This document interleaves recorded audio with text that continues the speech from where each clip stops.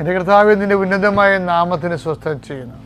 നിൻ്റെ കർത്താവേ, നിൻ്റെ വിശുദ്ധ പൗരോഹിത്യത്തെ മഹത്വപ്പെടുത്തണമേ. കർത്താവേ, സഭയിലുള്ള സാന്നിധ്യം ദൃഢമാക്കണമേ.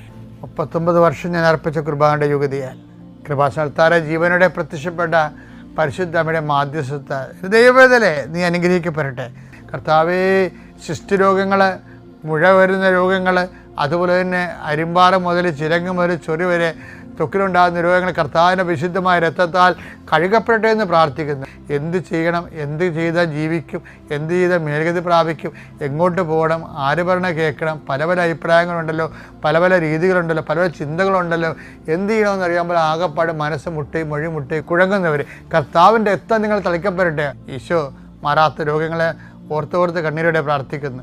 എത്ര മരുന്ന് കഴിച്ചിട്ടും പിന്നെയും മാറി കർത്താവ് പിന്നെയും രോഗങ്ങൾ, അതേ രോഗങ്ങൾ തന്നെ കർത്താവ് കുറച്ചു നേരം ശമിക്കും, പിന്നെ കുറച്ച് കഴിഞ്ഞാൽ പിന്നെയും തിരിച്ചു വരും.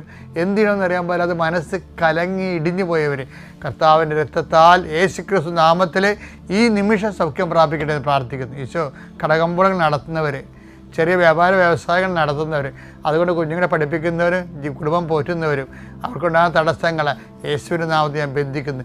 നിൻ്റെ യാത്രകളെല്ലാം ലക്ഷ്യങ്ങളെല്ലാം കർത്താവ് അനുഗ്രഹിക്കട്ടെ.